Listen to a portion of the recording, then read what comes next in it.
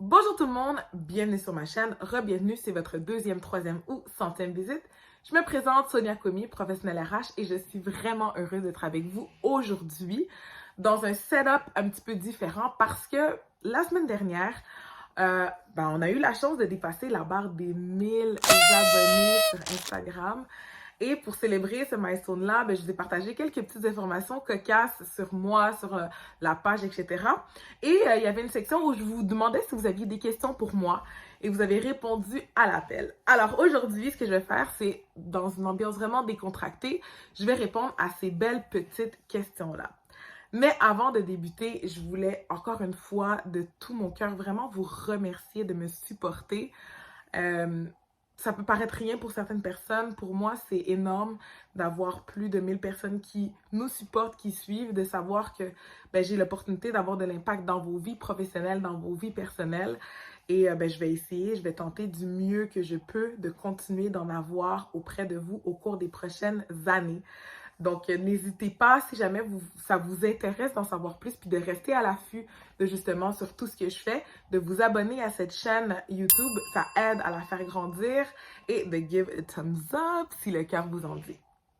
Alors, la première question qui a été posée, c'est comment savoir si un employeur a une belle culture? Donc, comment savoir si je postule pour une entreprise, si je pense qu'une entreprise, elle est bonne, il y aura la culture qui est adéquate. C'est une excellente question. Déjà, ce qu'il faut savoir, c'est que une culture organisationnelle peut être très belle pour une personne et peut moins fonctionner pour une autre. Ça dépend de où est-ce qu'on se situe dans notre vie, ça dépend de nos valeurs, ça dépend de notre parcours professionnel qu'on veut avoir, ça dépend de nos ambitions.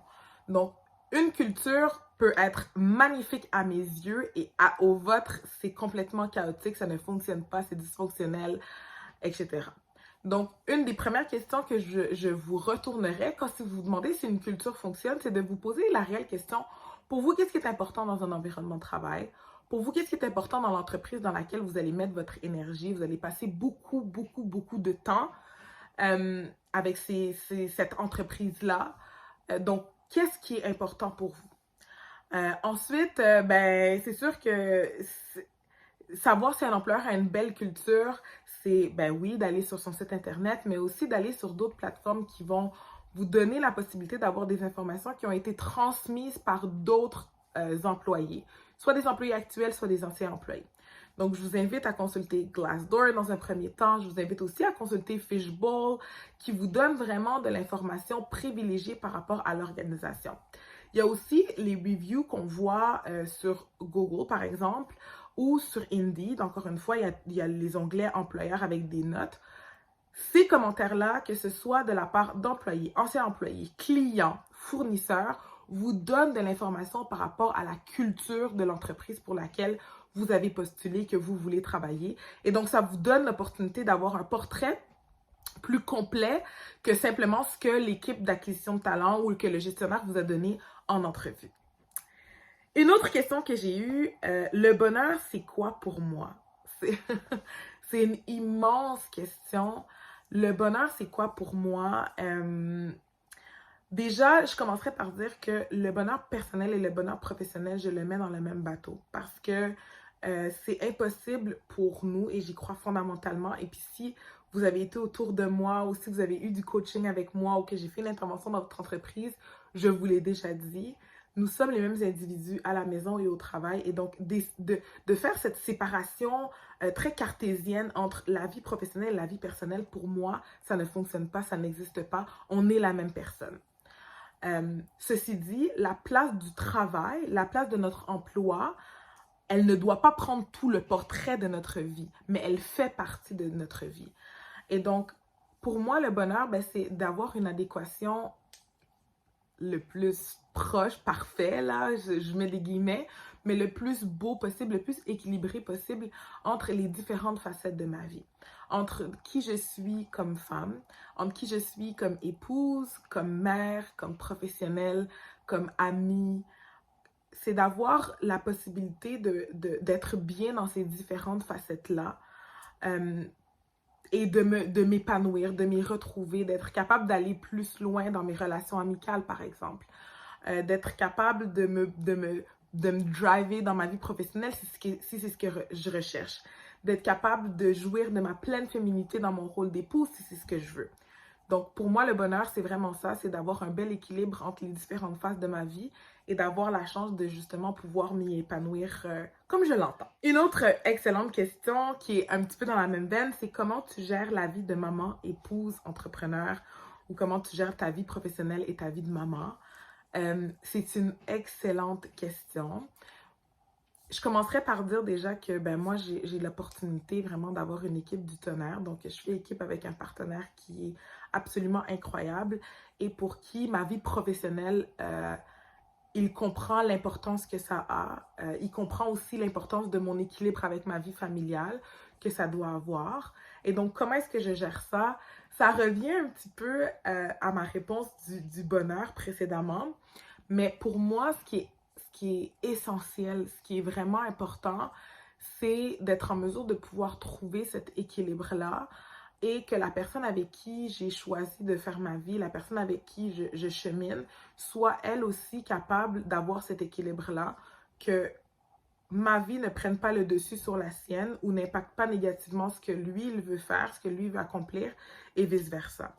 Donc, c'est vraiment comme ça que pour moi, je suis capable de gérer tout ça. Et une fois que je sais qu'est-ce qui est important pour lui, qu'est-ce qu'il veut accomplir, qu'est-ce qu'il veut faire, que moi j'ai pu parler de qu'est-ce que je veux accomplir, qu'est-ce que je veux faire, puis qu'on est en mesure de pouvoir accommoder justement nos objectifs, ben là, ça nous donne la possibilité de pouvoir avoir une routine dans certains cas qui facilite tout ça. Ça nous donne aussi la capacité de comprendre qu'est-ce qui est attendu de l'autre. Et c'est ça qui fait en sorte que je suis en mesure de pouvoir m'épanouir dans les différentes facettes de ma vie, puis comment est-ce que je gère ça. Pour moi, ça veut aussi dire que au moment où je dis non à certaines opportunités ou à certaines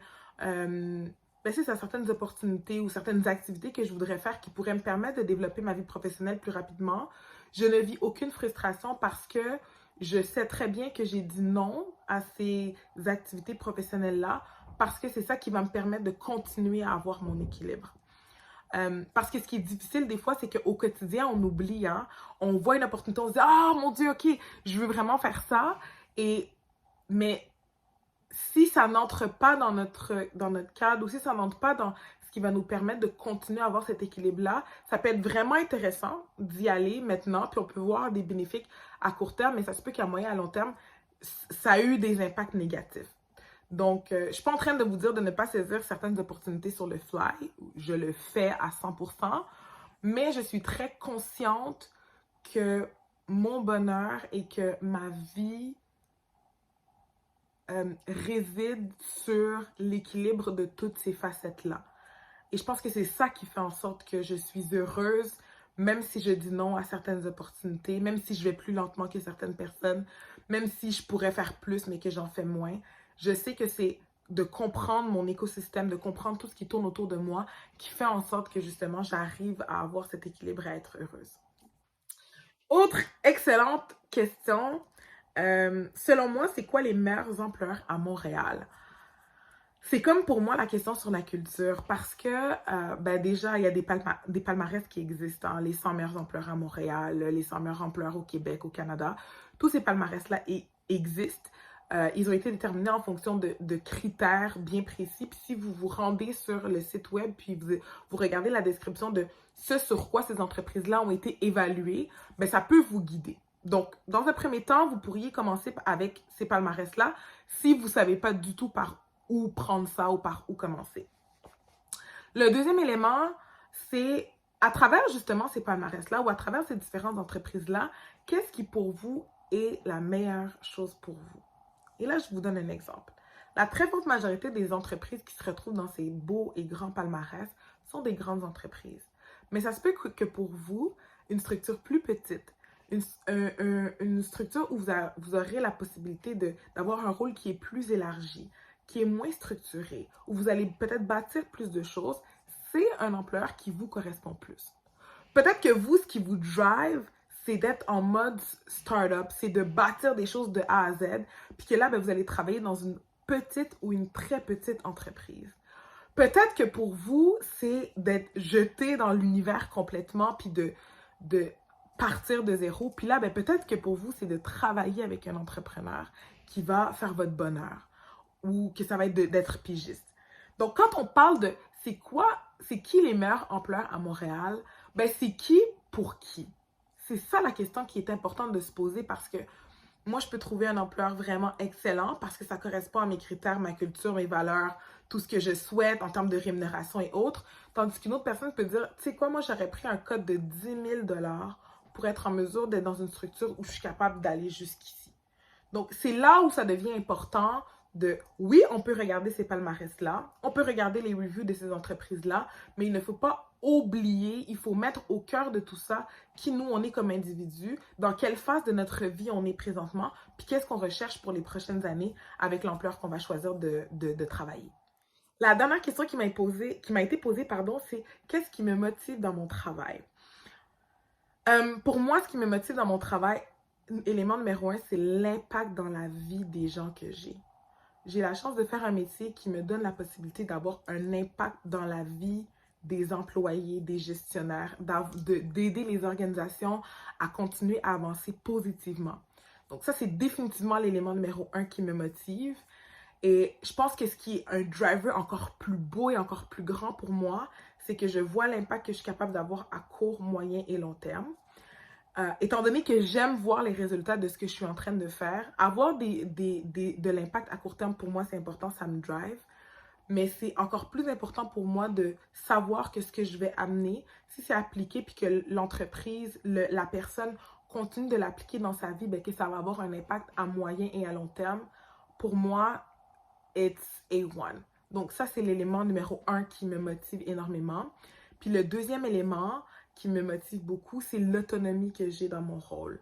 Donc, étant cofondatrice de VIS Service Conseil, j'ai la possibilité d'être très autonome dans les tâches que je fais, dans les mandats que j'accepte, dans les clients que je vais aller chercher, même si ça amène d'autres inconvénients, hein, d'être à son compte puis de partir une boîte de consultation. Pour moi, les éléments positifs sont tellement plus grands parce que ça me challenge d'aller parler à des clients, de pitcher, de discuter, de voir comment est-ce que je peux les aider à grandir. Pour moi, c'est définitivement les éléments qui me motivent le plus dans mon emploi. Et ben, pour finir, j'ai eu des beaux messages de merci, félicitations, d'encouragement. Et pour ça, je sais que je l'ai dit au début, mais je le répète, je vous remercie énormément.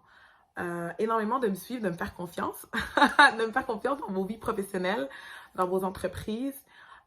Et encore plus pour toutes les références que vous faites, parce que quand vous me référez à une personne avec qui j'ai l'opportunité de parler et puis que cette personne-là, ça débouche dans quelque chose qui est beau, qui est grand, qui fonctionne, qui est en symbiose avec qu'est-ce que nous, on souhaite faire, qu'est-ce que la personne a besoin, ben c'est merveilleux. C'est merveilleux. Je me pince de temps en temps pour réaliser à quel point j'ai le privilège de pouvoir continuer de faire ce que j'aime, de gagner ma vie en faisant ce que j'aime.